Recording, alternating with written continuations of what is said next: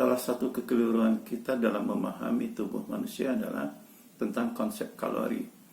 Konsep ini muncul dengan anggapan tubuh manusia itu seperti hanya sebuah mesin mekanik. Sehingga kita mampu bergerak itu karena ada asupan makanan yang identik dengan bahan bakar pada mesin mekanik. Padahal sebetulnya bahan bakar kita tidaklah seperti hanya mesin mekanik. Ya, jadi tidak lantas misalnya masuk ini berarti nilainya sekian kalori atau enggak seperti itu. Tapi sebetulnya tubuh kita itu merespon dengan sebuah reaksi kimia, biokimia. Jadi misalnya seperti karbohidrat. Karbohidrat memang kalau di teori katakan sebagai sumber kalori, di mana per gramnya itu nilainya 4 kalori. Begitu juga dengan protein. Protein juga dikatakan sumber kalori, nilainya 4 kalori.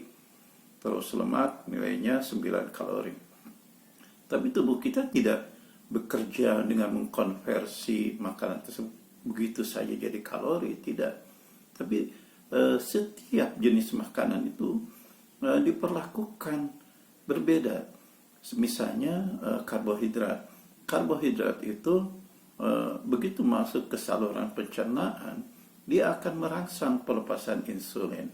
Dan insulin ini tidak merubah karbohidrat menjadi kalori, tidak berubah menjadi sumber tenaga. Tapi insulin ini bekerja untuk membuat sintesa atau merubah karbohidrat ini menjadi lemak. Jadi tidak jadi kalori. Begitu juga protein ini akan dipecah dulu menjadi asam amino, dan setelah dirubah jadi asam amino, dia akan dirubah kembali jenis protein-protein apa yang dibutuhkan oleh tubuh. Nah, begitu juga dengan lemak. Lemak itu tidak lantas dirubah jadi kalori, enggak juga. Lemak itu nanti akan dipecah menjadi asam lemak, dan asam lemak ini nanti dirubah menjadi apa yang dibutuhkan tubuh. Bisa jadi hormon sterol, ya, bisa juga jadi cadangan lemak yang lain, ya. Jadi nggak mesti kalau misalnya tubuh kita memasukkan makanan dengan jumlah sekian kalori maka akan dirubah jadi kalori. Terus kalau misalnya tubuh kita kelebihan kalori maka akan ditumpuk jadi lemak. Enggak seperti itu. Jadi tubuh kita itu merespon setiap jenis bahan makanan berdasarkan reaksi biokimia khususnya yang diatur oleh hormon-hormon yang ada di dalam tubuh kita. Jadi kalau misalnya teman-teman misalnya sekarang melihat ini orang obes, katanya berarti orang ini kelebihan kalori, kelebihan makanan. Enggak seperti itu. Bukan karena dia kelebihan makanan, tapi karena respon tubuh kita mengubah makanan tersebut menjadi lemak, menjadi cadangan lemak. Mengapa dia berubah jadi cadangan lemak? Karena hormon yang mempengaruhi proses makanan itu mengubahnya menjadi lemak, tidak mengubahnya menjadi energi.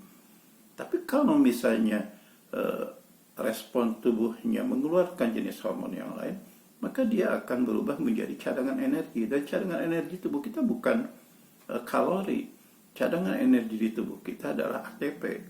Jadi proses-proses yang terjadi di dalam tubuh kita itu bisa bekerja kalau tersedia cadangan cukup ATP di dalam tubuh kita. Jadi kalau tidak ada ATP ya tidak bisa bekerja.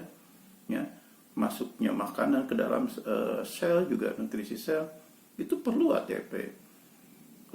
Proses autofagi juga butuh ATP.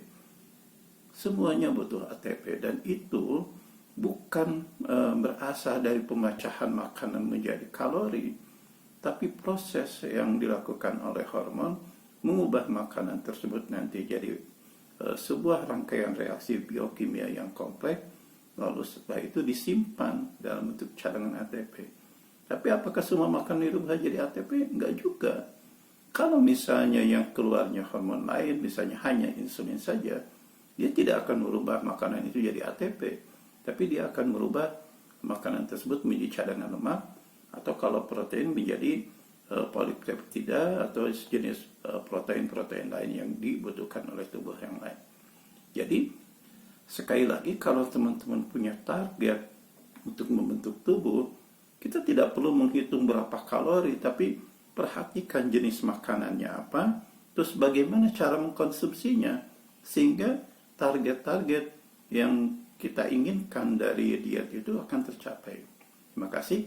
Mungkin itu saja yang bisa saya sampaikan tentang kalori. Jadi sekali lagi, jangan menghitung kalori, tapi perhatikan jenis makanan dan bagaimana cara kita mengkonsumsinya.